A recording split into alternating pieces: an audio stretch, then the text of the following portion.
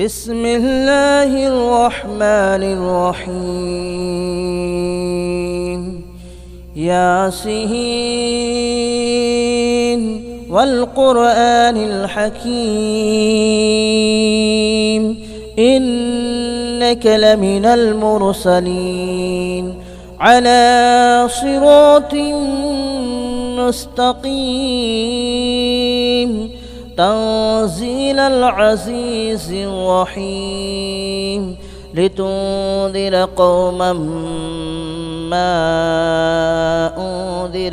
آباؤهم فهم غافلون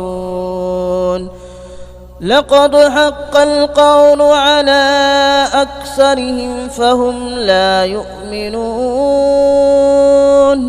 إنا جعلنا في أعناقهم أغلالا فهي إلى الأذقان فهم مقمحون وجعلنا من بين أيديهم سدا ومن خلفهم سدا فأغشيناهم فهم لا يبصرون وسواء عليهم أنذرتهم أم لم تنذرهم لا يؤمنون إنما تنذر من اتبع الذكر وخشي الرحمن بالغيب فبشره بمغفرة وأجر كريم إنا نحن نحيي الموتى ونكتب ما قدموا وآثارهم وكل شيء أحصيناه في إمام مبين واضرب لهم مثلا أصحاب القرية إذ جاءها المرسلون إذ أرسلنا إليهم اثنين فكذبوهما فعززنا بثالث فقالوا إنا إليكم مرسلون قالوا ما أنتم إلا بشر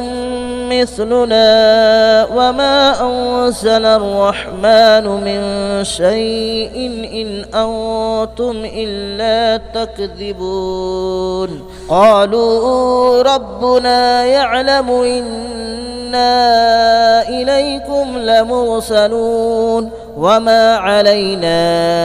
إلا البلاغ المبين قالوا إنا تطيرنا بكم لئن لم تنتهوا لنرجمنكم وليمسنكم منا عذاب أليم قالوا طائركم معكم أئن ذكرتم بل أنتم قوم مسرفون وجاء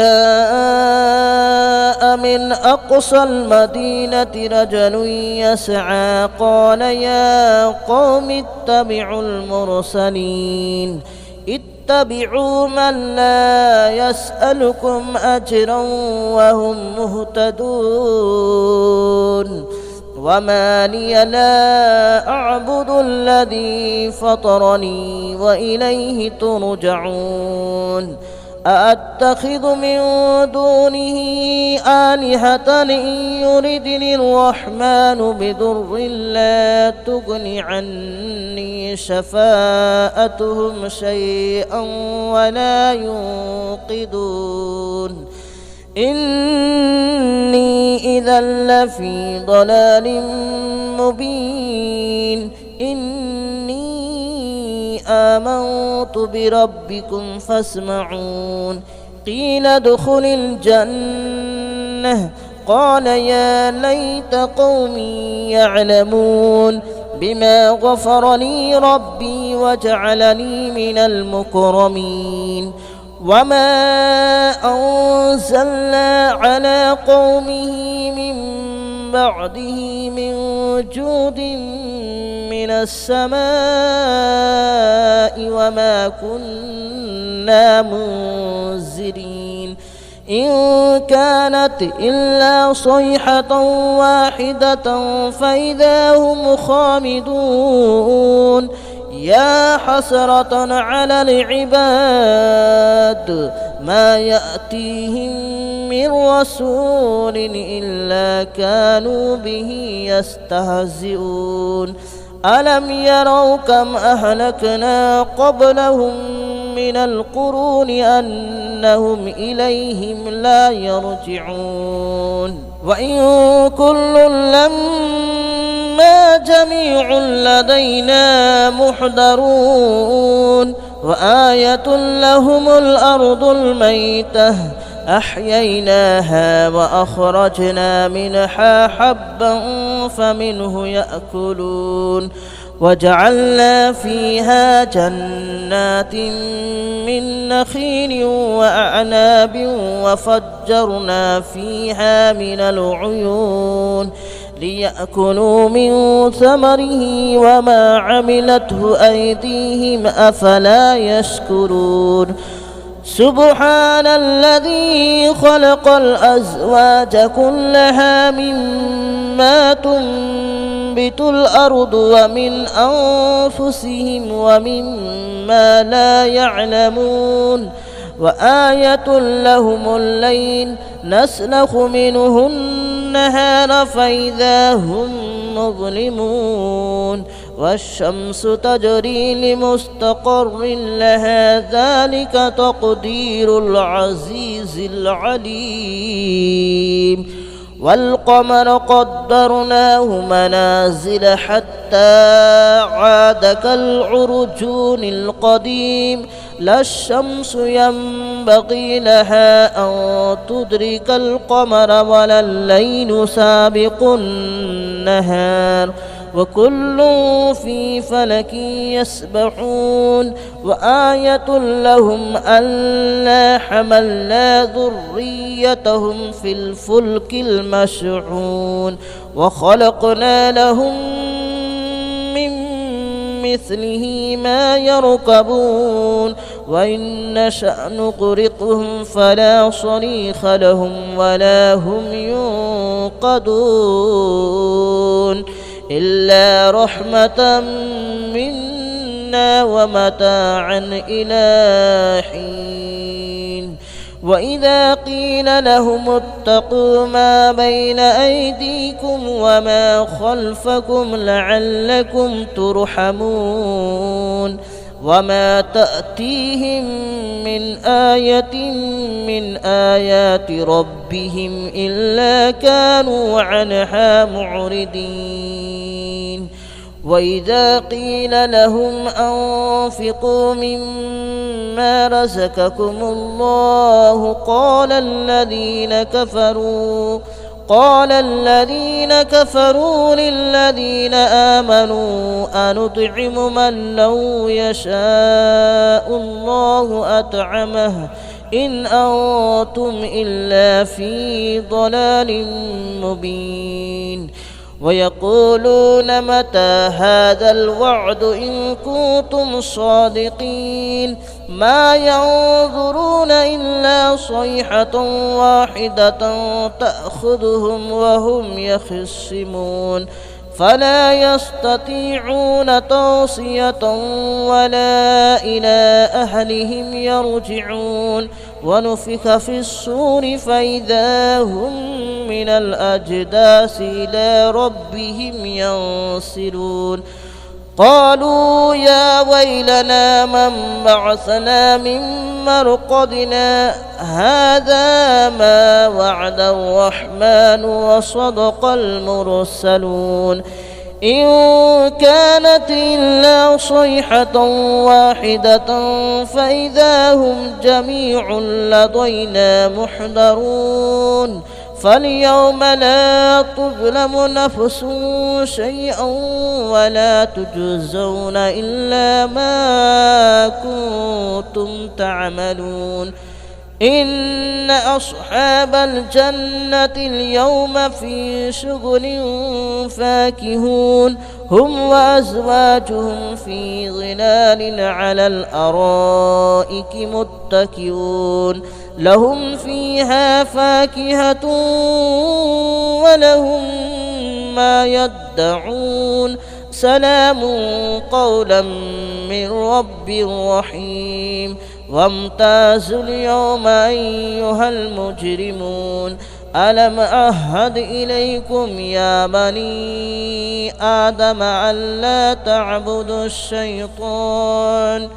ألم أعهد إليكم يا بني آدم ألا تعبدوا الشيطان إنه لكم عدو مبين وأن اعبدوني هذا صراط مستقيم ولقد أضل منكم جبلا كثيرا أفلم تكونوا تعقلون هذه جهنم التي كنتم توعدون اصلوها اليوم بما كنتم تكفرون اليوم نختم على أفواههم وتكلمنا أيديهم وتشهد أرجلهم بما كانوا يكسبون ولو نشاء لطمسنا على أعينهم فاستبقوا الصراط فأنى يبصرون ولو نشاء لمسخناهم على مكانتهم فما استطاعوا مضيا ولا يرجعون ومن نعمره ننكسه في الخلق أفلا يعقلون وما علمناه الشعر وما ينبغي له إن هو إلا ذكر وقرآن مبين لينذر من كان حيا ويحق القول على الكافرين أولم يروا أنا خلقنا لهم مما عملت أيدينا أنعاما فهم لها مالكون وذللناها لهم فمنها ركوبهم ومنها يأكلون ولهم فيها منافع ومشارب أفلا يشكرون واتخذوا من دون الله آلهة لعلهم ينصرون لا يستطيعون نصرهم وهم لهم جند محضرون فلا يحزنك قولهم إنا نعلم ما يسرون وما يعلنون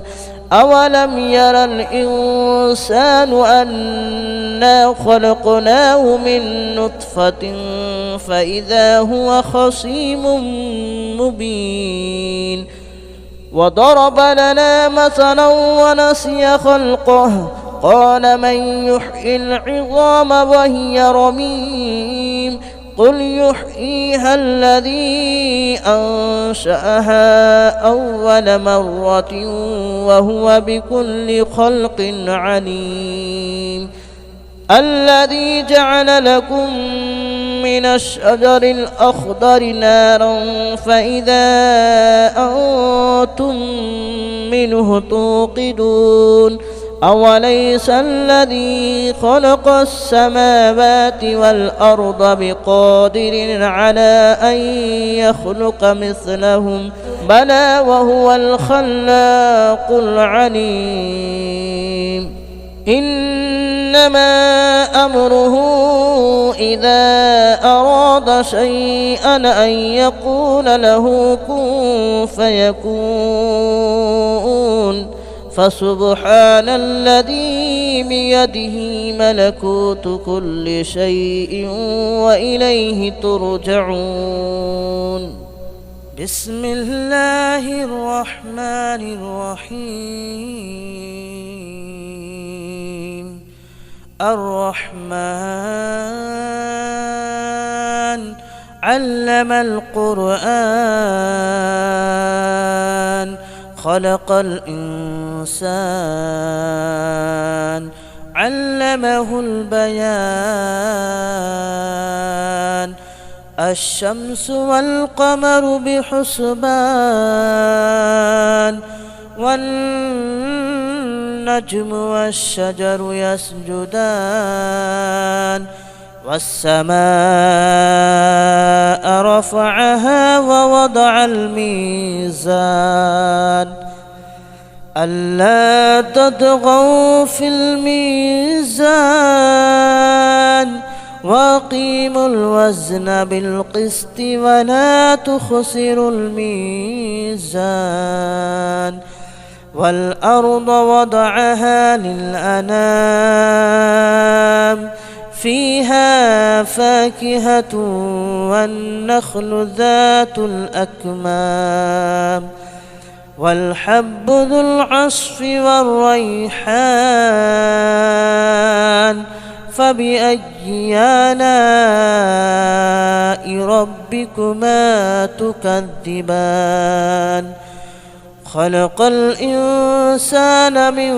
صلصال كالفخار وخلق الجان من مارج من نار. فبأي آلاء ربكما تكذبان. رب المشرقين ورب المغربين. فبأي آلاء ربكما تكذبان. مرج البحرين يلتقيان بينهما برزخ لا يبغيان. فبأي آلاء ربكما تكذبان. يخرج منهما اللؤلؤ والمرجان. فبأي آلاء ربكما تكذبان. وله الجوار المنشآت في البحر كالأعلام. فبأي آلاء ربكما تكذبان.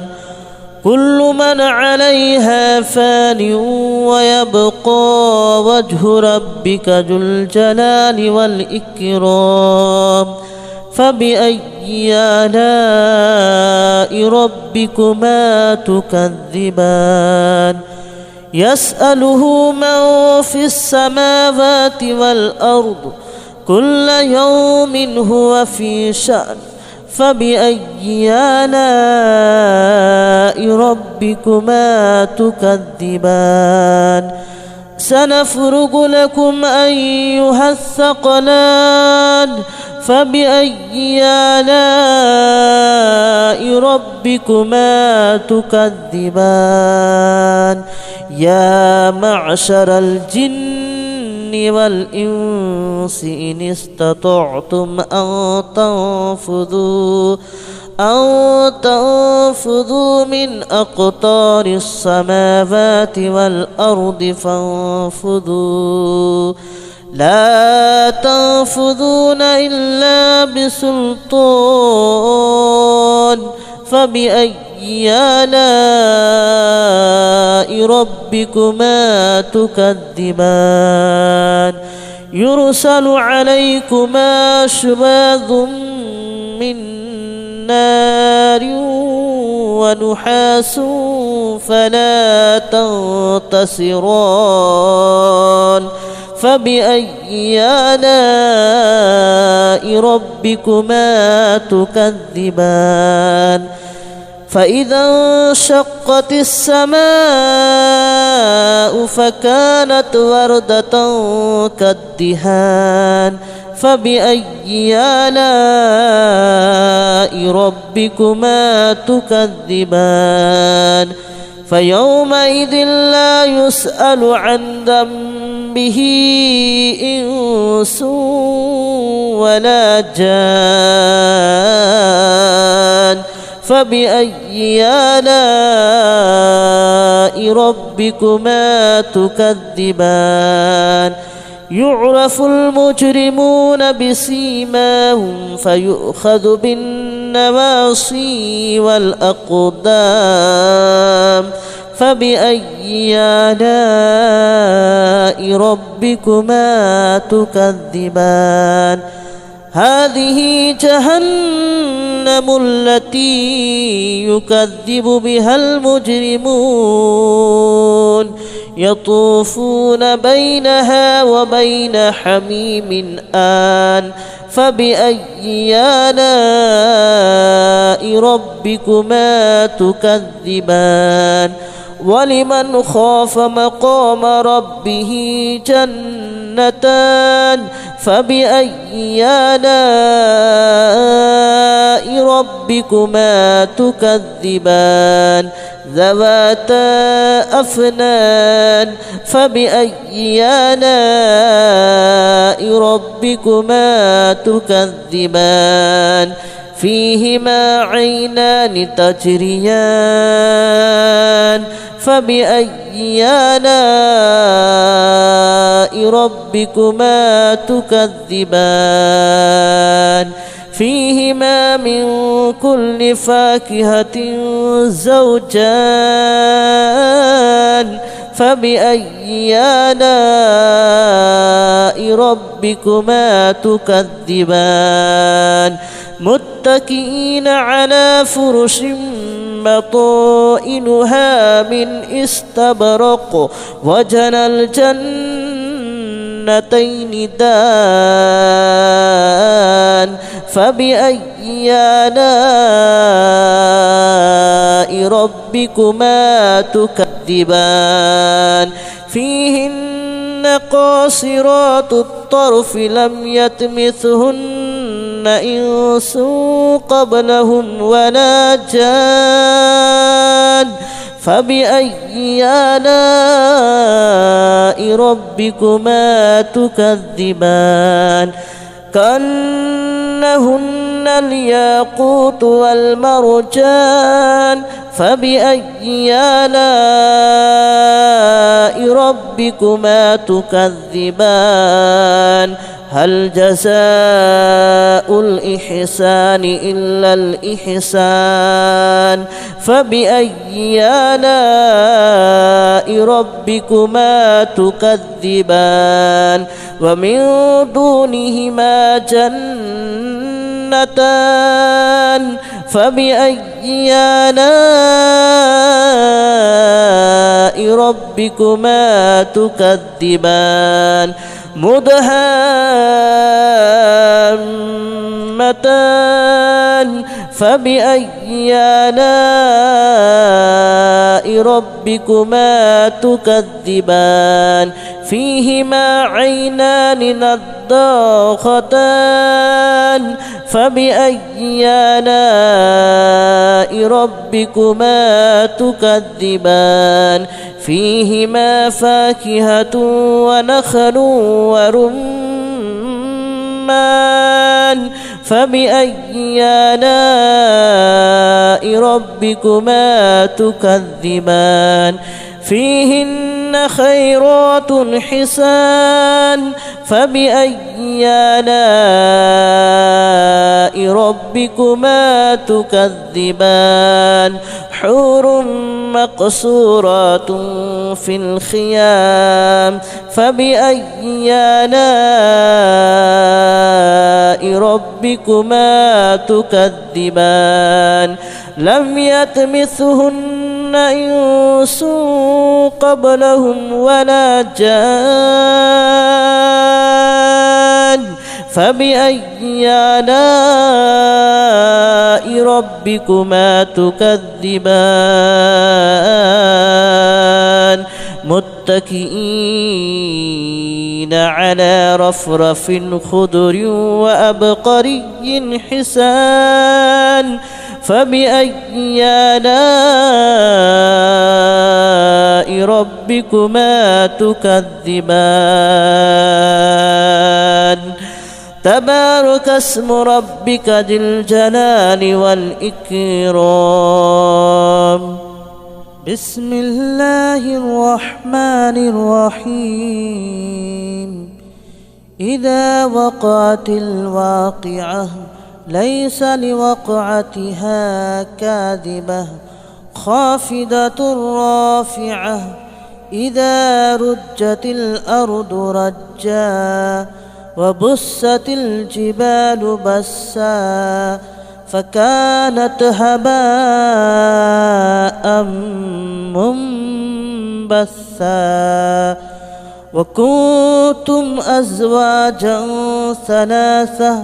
فأصحاب الميمنة ما أصحاب الميمنة وأصحاب المشأمة ما أصحاب المشأمة والسابقون السابقون أولئك المقربون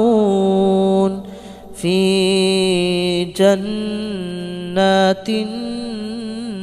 النعيم ثلة من الأولين وقليل من الآخرين على سرر موضونة متكئين عليها متقابلين يطوف عليهم ولدان مخلدون بأكواب وأباريق وكأس من معين لا يصدعون عنها ولا ينزفون وفاكهة مما يتخيرون ولحم طير مما يشتهون وحور عين كأمثال اللؤلؤ المكنون جزاء بما كانوا يعملون لا يسمعون فيها لغوا ولا تأثيما إلا قليلا سلاما سلاما وأصحاب اليمين ما أصحاب اليمين في سدر مخدود وطلح منضود وظل ممدود وماء مسكوب وفاكهة كثيرة لا مقطوعة ولا ممنوعة وفرش مرفوعة إنا أنشأناهن إنشاء فجعلناهن أبكارا عربا أترابا لأصحاب اليمين ثلة من الأولين وثلة من الآخرين وأصحاب الشمال ما أصحاب الشمال في سموم وحميم وظل من يحموم لا بارد ولا كريم إنهم كانوا قبل ذلك مترفين وكانوا يصرون على الحنث العظيم وكانوا يقولون أئذا متنا وكنا كنا ترابا وعظاما أئنا لمبعوثون أو آباؤنا الأولون قل إن الأولين والآخرين لمجموعون إلى ميقات يوم معلوم ثم إنكم أيها الضالون المكذبون لآكلون من شجر من زقوم فمالئون منها البطون فشاربون عليه من الحميم فشاربون شرب الحميم هذا نزلهم يوم الدين نحن خلقناكم فلولا تصدقون أفرأيتم ما تمنون أأنتم تخلقونه أم نحن الخالقون نحن قدرنا بينكم الموت وما نحن بمسبوقين على أن نبدل أمثالكم وننشئكم فيما لا تعلمون ولقد علمتم النشأة الأولى فلولا تذكرون أفرأيتم ما تحرثون أأنتم تزرعونه أم نحن الزارعون لو نشاء لجعلناه هطاما فظلتم تفكهون إنا لمغرمون بل نحن محرومون أفرأيتم الماء الذي تشربون أأنتم أنزلتموه من المزن أم نحن المنزلون لو نشاء جعلناه أجاجا فلولا تشكرون أفرأيتم النار التي تورون أأنتم أنشأتم شجرتها أم نحن المنشئون نحن جعلناها تذكرة ومتاعا للمتقين نحن جعلناها تذكرة ومتاعا للمقوين فسبح باسم ربك العظيم فلا أقسم بمواقع النجوم وإنه لقسم لو تعلمون عظيم إنه لقرآن كريم في كتاب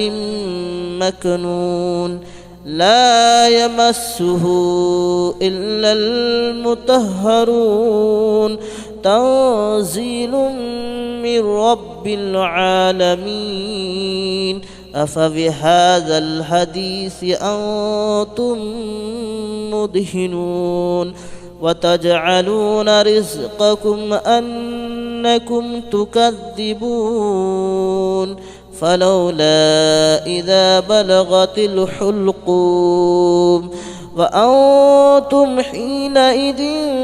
تنظرون ونحن أقرب إليه منكم ولكن لا تبصرون فلولا إن كنتم غير مدينين ترجعونها إن كنتم صادقين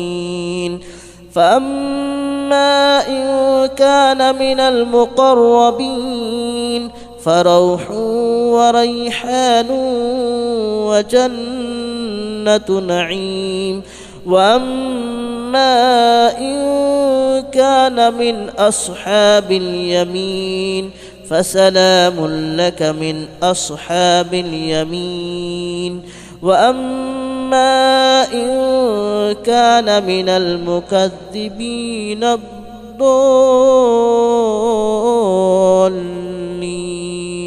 فنزل من حميم وتصلية جحيم إن هذا لهو حق اليقين فسبح باسم ربك العظيم بسم الله الرحمن الرحيم تبارك الذي بيده الملك وهو على كل شيء قدير الذي خلق الموت والحياة ليبلوكم أيكم أحسن عملا وهو العزيز الغفور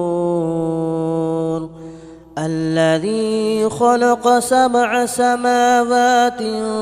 طباقا ما ترى في خلق الرحمن من تفاؤت فارجع البصر هل ترى من فطور ثم ارجع البصر كرتين ينقلب إليك البصر خاسئا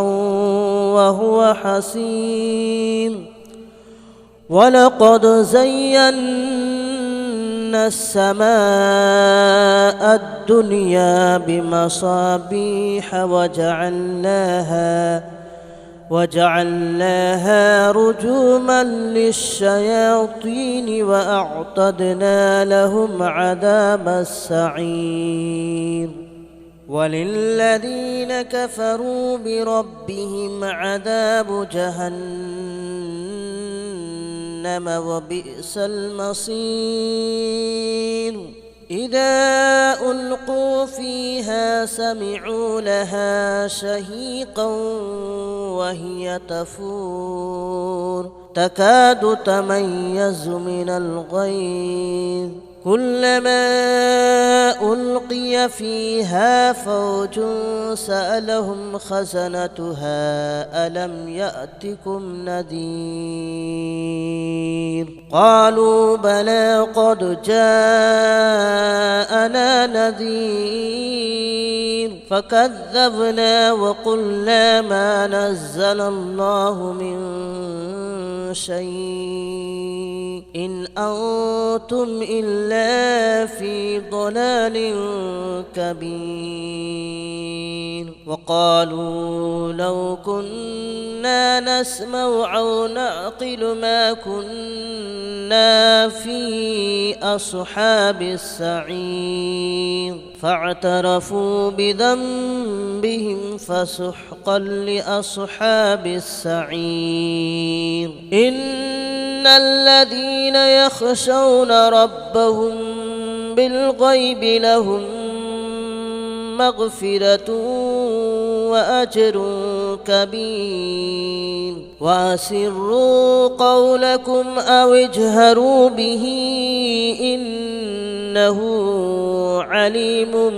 بذات الصدور ألا يعلم من خلق وهو اللطيف الخبير هو الذي جعل لكم الأرض ذلولا فامشوا في مناكبها وكلوا من رزقه وإليه النشور أأمنتم من في السماء أن يخسف بكم الأرض فإذا هي تمور أم أمنتم من في السماء أن يرسل عليكم حاسبا فستعلمون كيف نذير ولقد كذب الذين من قبلهم فكيف كان نكير أولم يروا إلى الطير فوقهم صافات ويقبضن ما يمسكهن إلا الرحمن إنه بكل شيء بصير أمن هذا الذي هو جند لكم ينصركم من دون الرحمن إن الكافرون إلا في غرور أمن هذا الذي يرزقكم إن أمسك رزقه بل لجوا في عتو ونفور أفمن يمشي مكبا على وجهه أهدى من يمشي سويا على صراط مستقيم قل هو الذي أنشأكم وجعل لكم السمع والأبصار والأفئدة قليلا ما تشكرون قل هو الذي ذرأكم في الأرض وإليه تحشرون ويقولون متى هذا الوعد إن كنتم صادقين قل إنما العلم عند الله وإنما أنا نذير مبين فلما رأوه زلفة سيئت وجوه الذين كفروا وقيل هذا الذي كنتم به تدعون قل أرأيتم إن أهلكني الله ومن معي أو رحمنا فمن يجير الكافرين من عذاب أليم قل هو الرحمن آمنا به وعليه توكلنا فستعلمون من هو في ضلال مبين قل أرأيتم إن أصبح ماؤكم غورا فمن يأتيكم بماء